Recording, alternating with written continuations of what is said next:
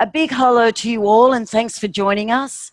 Um, this is going to be a great conversation, but I do warn you before we get started that at times it is a very difficult and complex conversation, but it is the dialogue that we need to be having now in this country. We should have had it a long time ago, but then Stan Grant was only born in the 60s. Before we get started, I'd also like to acknowledge the extraordinary team with AGB Events and NT MEC that put Parrtjima together. It's an amazing thing to curate an event like this. But over the last few days, as I've seen people come through Alice Springs, it has really, truly lifted my spirits in that we do need to gather. And the more we gather, and the more you meet our countrymen and women, the easier it will get, because you'll get a slice of us that you might not have had before. We'd also like to acknowledge that we are on Mabwanta and acknowledge the three estates of this country and pay our deepest respects to extraordinary custodians of this region. They truly are our cultural guides. Their wisdom often astounds us, and we don't realise the wisdom they're giving us often till after the festival's finished and we go, oh, now we know what they were trying to tell us. So a big thank you to them. Well, I'd like to introduce Stan Grant, and all the way from Wiradjuri land. Stan, it's so fabulous to have this conversation with you. Yeah, it's good to be here. To get I wish I was started, there. I wish I was there in oh, person. I think they all wish you were here. Better looking than Well, me. that's the times. That's the times. You know, COVID. We have to deal with it. We've introduced you as a Wiradjuri man, Mm. but I think for the folks here, we're sitting in desert country, surrounded by sand hills and the majestic McDonnell Ranges. Very different to the country you come from. Can you Mm. give us a sense of what it means to be a Wiradjuri man, to have that inherited birthright, the legacy of your family, and what country is actually like there in the west of New South Wales? Yeah, the Wiradjuri are the biggest group, the biggest nation on the eastern states of Australia, and occupies a vast area of central, west, and southwest New South Wales. My mother's people are the Gamilaroi people, which is sort of northwest New South Wales as well. So I was fortunate, Rhoda, when I grew up, to have been brought up on both of my mother and father's country, but essentially and primarily brought up amongst Wiradjuri people and amongst my father's people and on Wiradjuri country.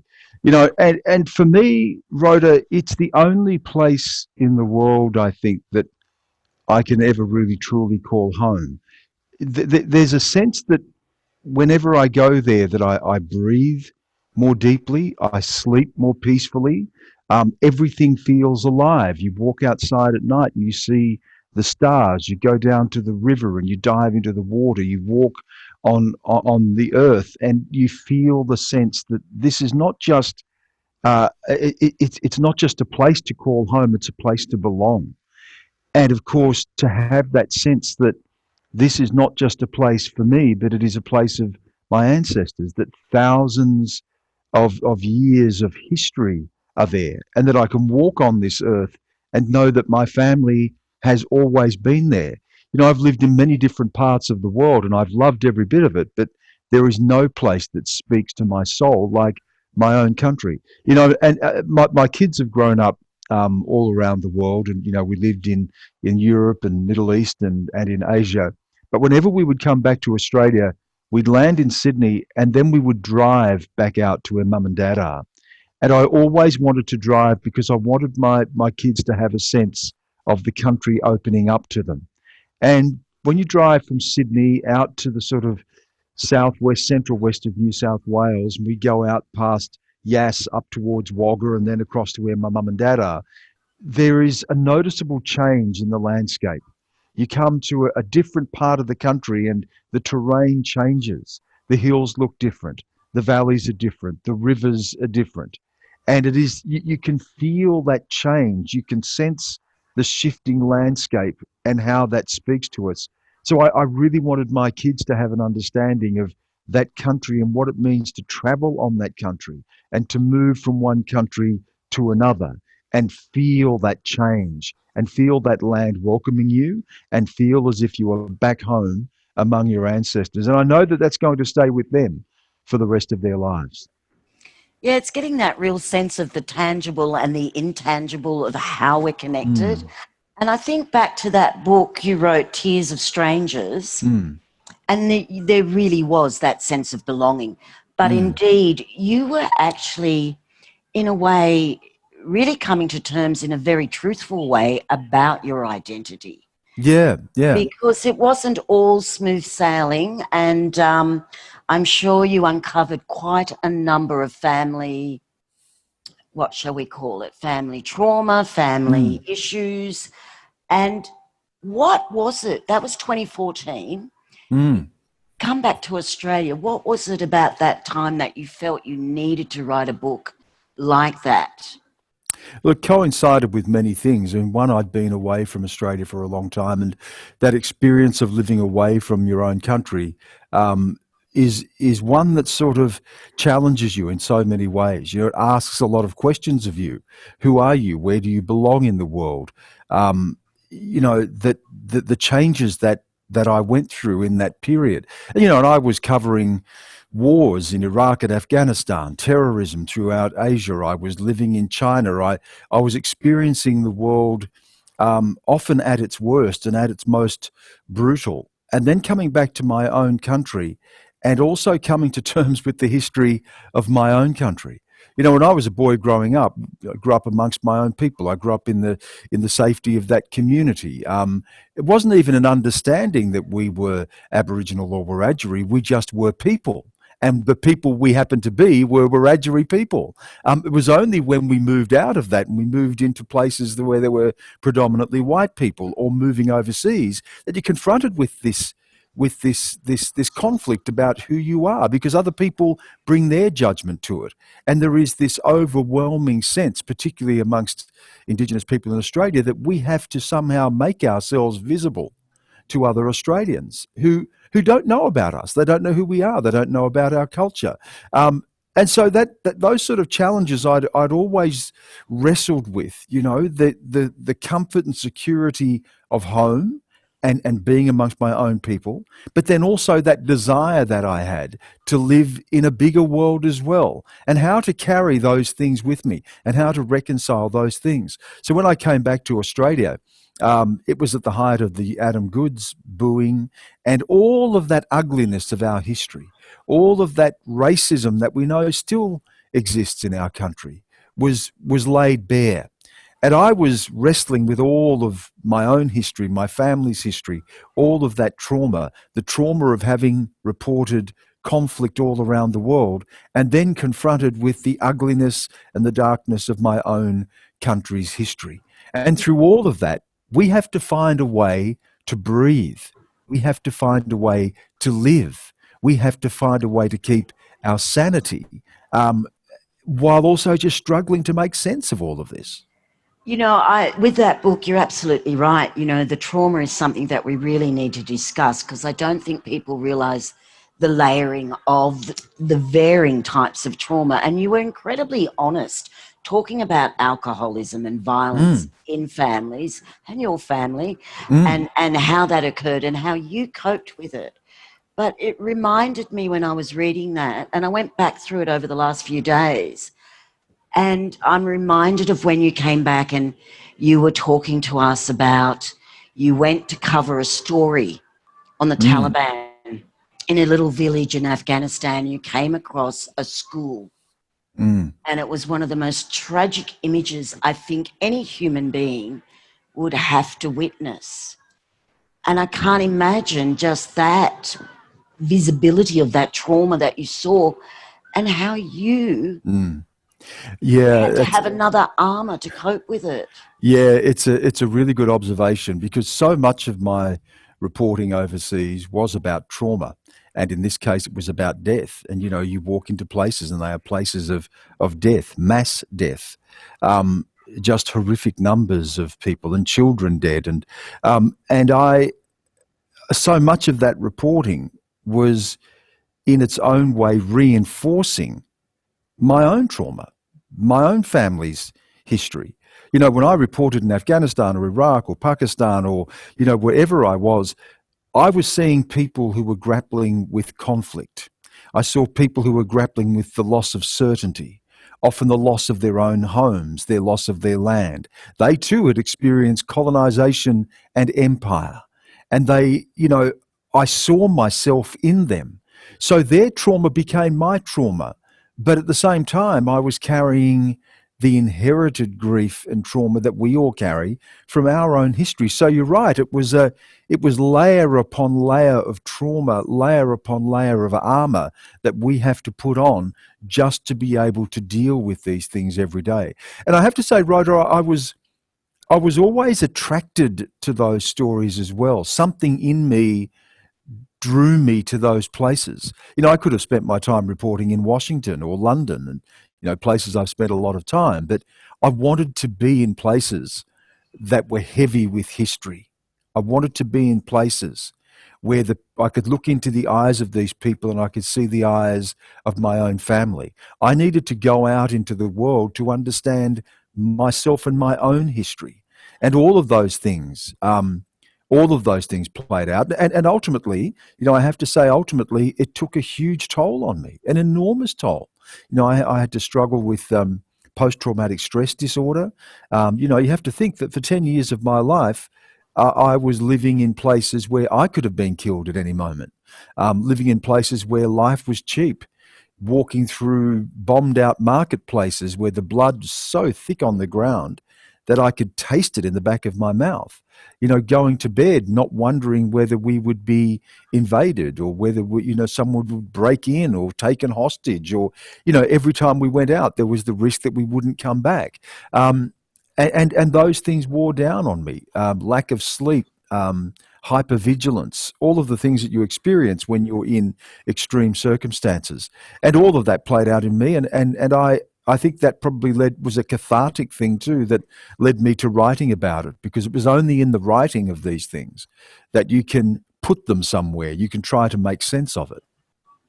I think reading that book and then hearing, you know, in 2015 when you gave that Australia Day address, and I think Australians possibly, and I don't know about our audience, but it was quite a difficult thing to hear about the great Australian dream, but where through an Aboriginal lens and how we felt about the country and who we were in the country.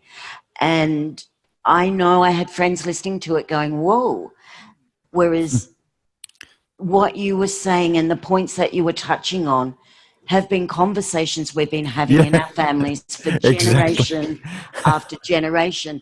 But I will say something, it actually made me cry. Because we always think that we're taking those 2 steps forward, but it almost felt, and particularly with the bullying, particularly with the profiling of communities and this consistent looking at what was often labelled the problem rather than seeing what the circumstances had, you know, initiated those issues. Yeah. So when you went to make that speech, and you said racism is at the heart of our history and the Australian dream. I mean, that is a pretty strong little comment to begin an address with. But it's true, right? I mean, that's the reality. I think what you identify is something really interesting, Rhoda. I was just saying exactly what you said. I was just repeating the conversations we've always had. What I was raised on, what I saw growing up, the stories of my mother and my father and my grandparents, the history that we live with. These things are not new to us. What I said in that speech on that night, is exactly what we all know, the truth of our own existence. But you also identified something that's interesting, and that was the way that so many other people saw and heard that. Non-Aboriginal people who were shocked, who were taken aback. That they were hearing it from me because I suppose in their mind I was someone they'd seen on television. I was someone that was familiar, that someone that they could imagine was almost just like them. And then to hear that there was another side to Australia, that I had come from, that they hadn't experienced, that they hadn't seen. And it goes to something I think that is fundamental in Australia, and that is that we do live in two Australias. There is the Australia that is the envy of the world. There is the Australia that is one of the most remarkable democracies on the planet, that is a tolerant, multicultural, prosperous country. And I'm grateful and fortunate that that is the country that we live in, because I've seen so many other countries that tear themselves apart. But there is another Australia, and that is the Australia that is not the lucky country. That is the Australia where people die 10 years younger. That is the Australia where we're a third of the population and we're 3% of the population and almost a third of the prison population. That's the Australia of youth suicide, domestic violence, overcrowding in homes, juvenile detention, deaths in custody. It's the Australia of segregation, exclusion, dispossession, frontier war, massacre. That's the Australia that we come from, and that Australia is still invisible in so many ways to the other Australia. And it's that tension that we carry within ourselves. And I know, Rhoda, you and I have talked about this a lot, because we do recognise the privileges and the benefits of living in a country like Australia, but we also know that we as a people have paid an enormous price for the Australia that exists today. And for too many of our people, we are still locked out of the Australian dream. And when I said that at the beginning, that this Australian dream was rooted in racism, it is just a fact. When you take someone's land on the basis that the people who've been here for tens of thousands of years, forever, in human terms, forever, have no right to this land, have no legal claim to this land, can be pushed off the land, can be massacred, can be infected with diseases, can be segregated and excluded. That idea that you can look at a people and not see them as fully human is a fundamentally racist idea, and we're still working through that in Australia. Despite the progress we make, despite the remarkable country that we live in, we are still working through that. So what would you say to Australians, and many have purchased your book, Australia Day, they've read the book, I'm sure they've reflected, and I hate to speak for Australians, but what do you tell them after they've read the book? What is the next step for them?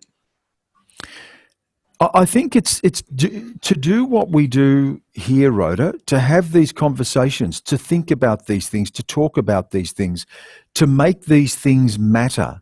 You know, I always say that part of the problem in Australia is our invisibility, is the fact that Australians still see us as something other, something apart. When they hear about deaths in custody, when they hear about children taken away, when they hear about youth suicide, when they hear about horrendous levels of domestic violence and death, when they hear about these things, it's almost like it happens in a foreign country. And they're described as foreign countries. You'll often hear, that in Aboriginal communities, people die 10 years younger than the rest of Australia. In Aboriginal communities, they have the highest youth suicide rates in the world. In Aboriginal communities, women are 40 times more likely to suffer domestic violence. So when we talk about these things as if they are Aboriginal communities, there's somehow something outside of Australia and outside of the Australian experience. So I say to people when they read these books, and you're right, my books are also therapeutic for me. They're my attempt to try to grapple with these issues, because I don't have the answers. I'm struggling with them. I'm trying to work through these things. And I say to them, stop for a moment and imagine that this is you. Imagine if we didn't say in an Aboriginal community, but we said in an Australian town, people are dying 10 years younger than the rest of the population. In an Australian town, we have youth suicide rates that are the highest in the world. In an Australian town, we have massive overcrowding of homes. In an Australian town, we have a third of the population, 3% of the population that are a third of people in jail. Just by changing the language, it suddenly becomes their issue. It's them now. It's not just us. That's part of this discussion, is to stop seeing this as be something that is invisible, something that happens out there. It is happening here in a country that is in so many ways the envy of the world. And it is all of our responsibility. And until we get to that point, there is no way we're going to be able to deal with the legacy of our history. And I think it's an extraordinary thing. You know, we mentioned about the armour that you put on. And I think for a lot of Australians, you probably don't realise that for an Aboriginal person, there is this, I guess we see it as responsibility and obligation. But there's certain things, you know, when we go out, Stan isn't just Stan Grant. He is Stan Grant's senior's son. He's representing Wiradjuri. And if he stuffs up, everyone thinks Wiradjuri people stuff up. But you make a balancing act of you're at work and then you get a call because one of the cousins is getting out of jail, or you get a call from Auntie because her daughter's suicide, but she's too scared to ring the funeral parlour because they didn't pay for the last funeral last time, and it's now in the police, and she doesn't want to go to the police because they might have a warrant for arrest. So could you ring them because you know how to talk to them? So all the time. All the All the time. You're time. carrying all this and then you just go to work. And Stan, you know, a lot of Australians would see you and go, wow, you know, you're really successful, bloody good looking in your day. You're dressed in a suit. So you've become the embodiment of the good Aborigine. Yeah. But in your community, you're like, there's Stan Grant Jr. So you have to, you know, balance that as well. So what is your level of success? What do you see as success? Yeah. I think that's a really good question, and the way that you framed that too, I think, raises so many things, Rhoda, that a lot of other people in Australia are not necessarily aware of, and that is that this is 24/7 for us. This is every single day, every minute of the day. There's no separation between our lives, our work life, our personal lives. There's no place that we can go to and close the door on this. It is our responsibility. It is our load to carry. And I embrace that. You know, that is a privilege too, because that my family is everything to me. They make me who I am. But it is hard. It is hard to be that person. It's hard to be that person that does the work and then, you know, goes home and then has to deal with the family issues. And those things are unrelenting. And, you know, you have this as well, where our communities make demands on us and ask us ask things of us because we're in a position to be able to give something back, and that's important. But it's hard. You know, there are only so many hours in a day. There are only so many things you can do. We can't solve every problem. You know, we aren't a walking ATM. We can't just make money materialize and make all problems go away. Best English word, humbug. Just love it. Don't you love that word? That's true. But why didn't you self-medicate with alcohol? I've always been very, very aware from a very young age about the damage that has done.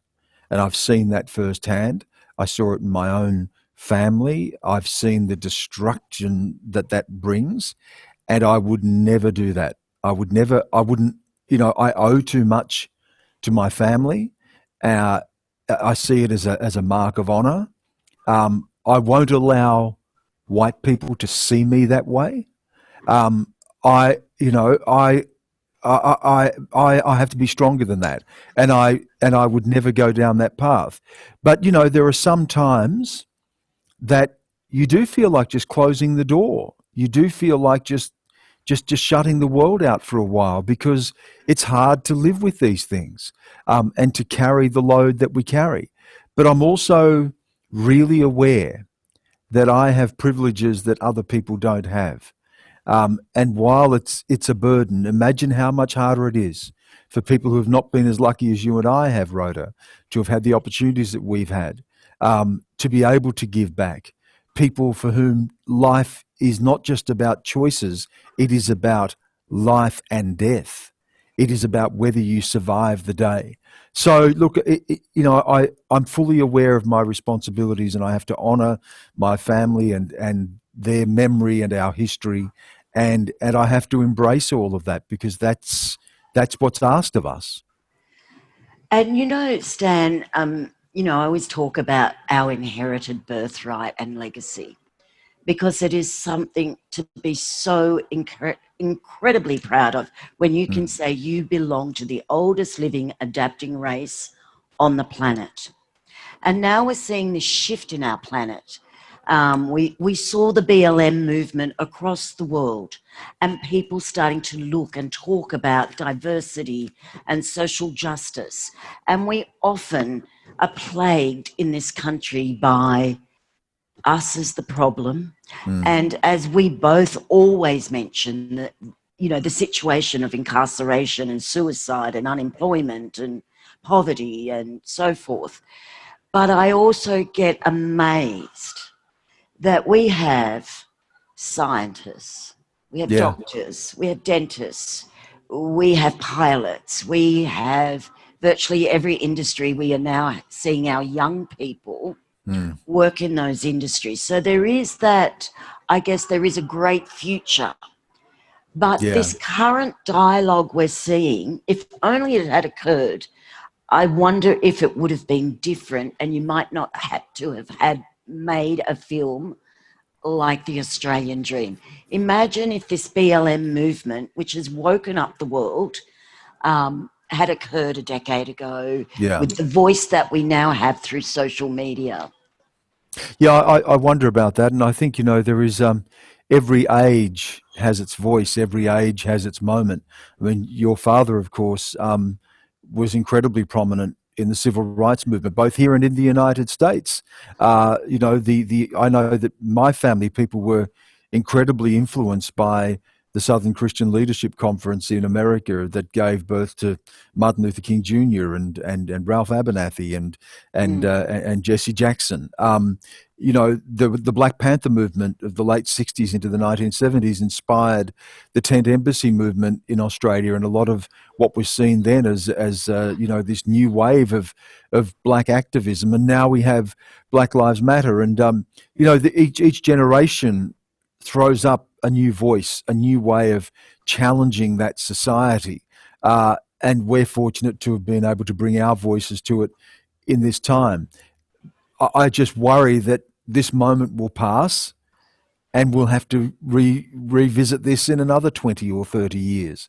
It's how do we take these moments and how do we build lasting change? I think the world, Rhoda, is going through, and I think the Australian Dream film was probably a reflection of this. The world is going through a moment of deep reflection and crisis. Mm, Democracies around the world are unraveling. We've seen this deep division in parts of Europe where fascism is on the rise again. We've seen the election of Donald Trump, who doesn't seek to govern with unity, but seeks to govern with division. We have seen America brought to its knees by coronavirus while dealing with an economic crisis and, of course, the legacy of its own history of genocide of First Nations people and slavery of African American people, and a country that's still grappling with the legacy of that history as we are here. So there are so many moving parts. There are so many things in play. I spent a lot of time in China, the rise of China, which is on track to become potentially the most powerful country on earth, but is a country where you can't have a Black Lives Matter protest, is a country where Hong Kong people can't protest, is a country where Uyghur Muslims are locked up, at least 1 million locked up in re-education camps, where the Communist Party rules with an iron fist. All of these things are in play right now, and I think we're at a stage where the world is seeking a new equilibrium, and I think that's probably going to be reflected in questions about race as well. We're asking you questions about diversity, what it is to belong, about power and how we break open those power structures to create more equality and allow people to share equally in a society. All of those things are in play. So, if the Australian Dream had been made in the 1960s, it would have been a very different film. It's part of this zeitgeist now, I think, where people are demanding to be heard. They will not be sent to the back of the bus. They will not be. They will not tolerate racial abuse, and they will demand more of our society, more of each other, and more of our politicians. I just hope that this moment doesn't pass, sadly, like the other moments have. And in 20, 30, 50 years, we are still having to revisit this. Perhaps when we have audiences who are listening to us through our voice and our lens, and I think that if the imagery on our screen starts to change, and in our workplaces, in our boards, we have First Nations representatives. If we all start to challenge the systemic behaviour that this government still persists with in organisations and institutions, and it's everywhere. And I think a lot of Aboriginal people, and dare I say it, Aboriginal people who have been profiled to be real Aboriginal people, possibly cop it every single day of their life. And that takes me to Adam. Because when the first time I interviewed Adam Goodes, he was this gangly little thing. He just joined the Swans. And of course, Mickey O was the big number there. And all of a sudden, in came Adam, and just a sweet young man, very determined, very disciplined about his craft to become an elite sportsman of this country. And then I see a man a few years later who, as a black mother, I can't even imagine what his mother must have felt. She probably wanted to get out and thrash everyone, but you could see him, the broken heart. It makes you weep to think that a man had been so successful at such a high level, and then the country boos him. So when you first started discussing with him about the film, what was that intent? What did he feel? Did he want it? Did he want to come out and talk about it? Yeah, look, you said it right. A broken heart. That's what this was.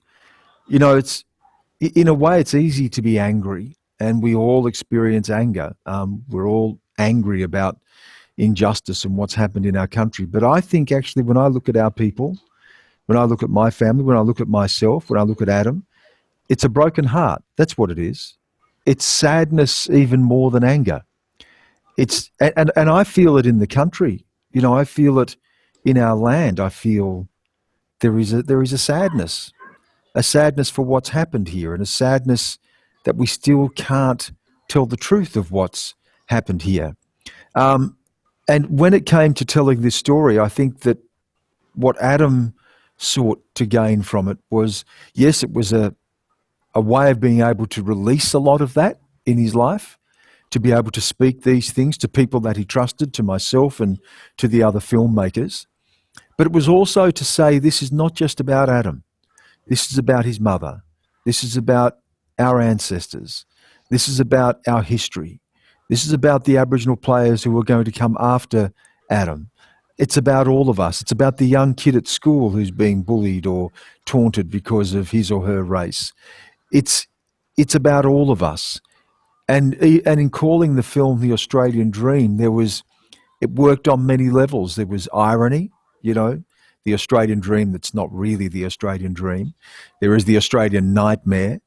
But there's also the dream to come, the hope that this will not define us, the hope that we can be a better country. And there's a moment in the film, and you're going to get a chance to see it soon, there's a moment in the film that at the peak of the booing of Adam Goodes, and remember, this didn't just happen over a week or a month, it happened over 3 years, week after week after week, until it broke him. And it took Australians a long time to find their voice. But when they did, people, black, white, every possible Australian, suddenly said, we stand with Adam. And they turned up at the grounds with his number on their jerseys. They stood with him. It took us a long time, but that's the dream. That's the hope of what we could be in Australia, and how we still fail. We still fail. We don't get there quick enough.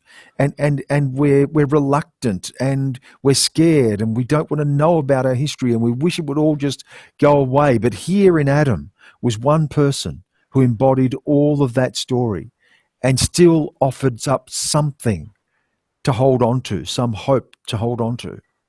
And it's interesting because we do see where in the film there is this optimism. And it does remind us, though, what a sporting nation we are.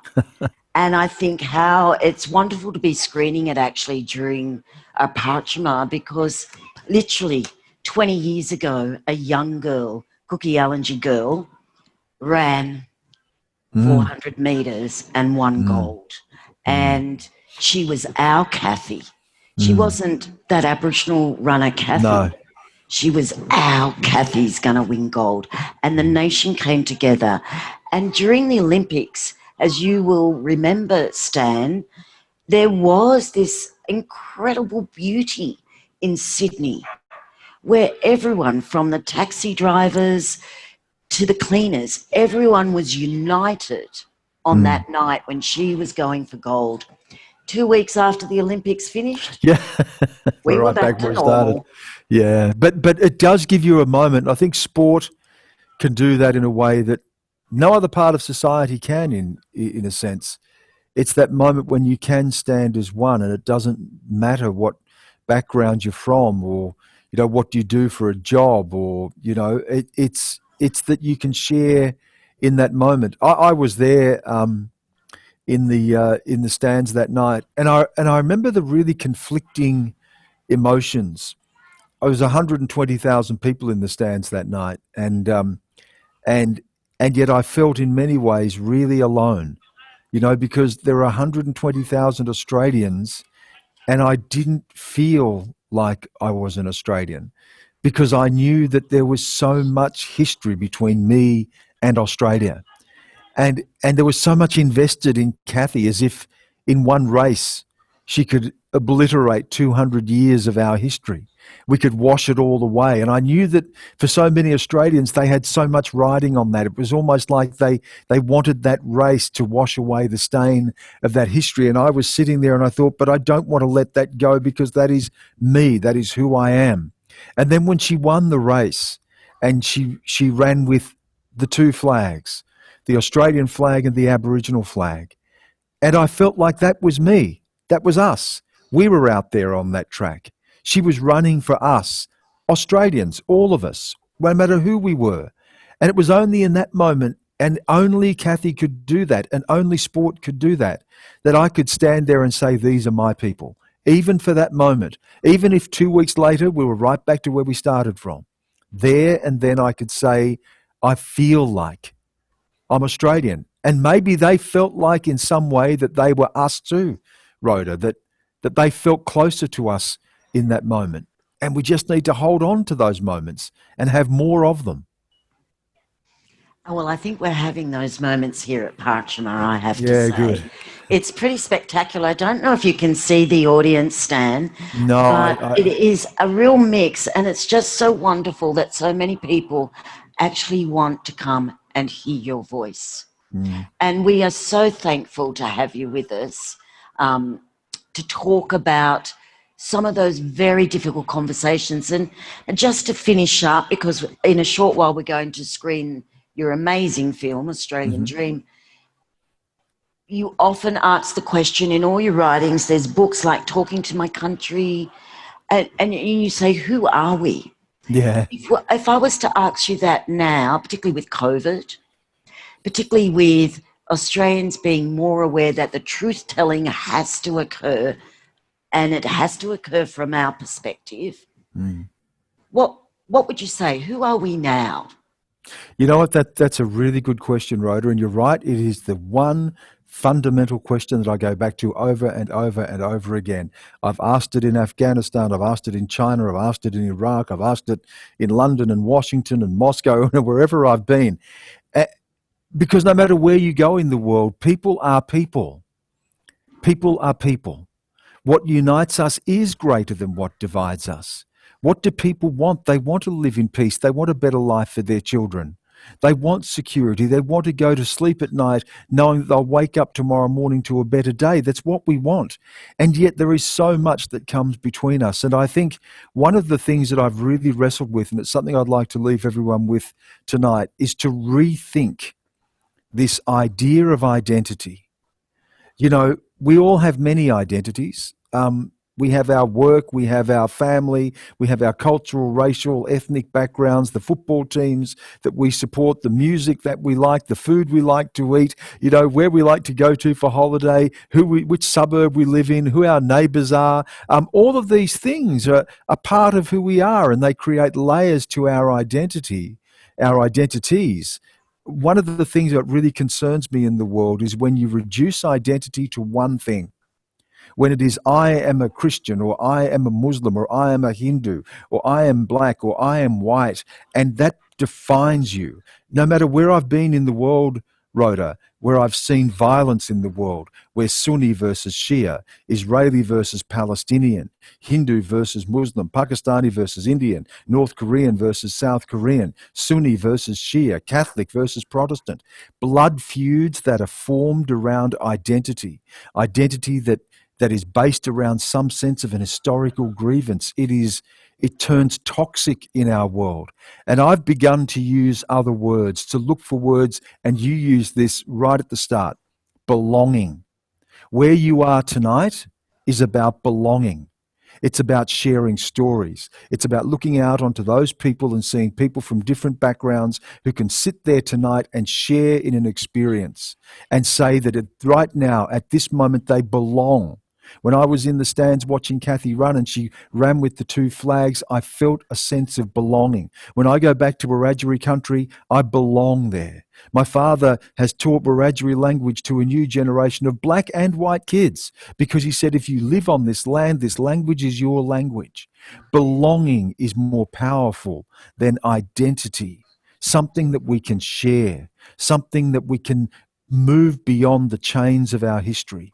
Belonging must be rooted in justice, it must be rooted in peace, it must be rooted in respect and sharing.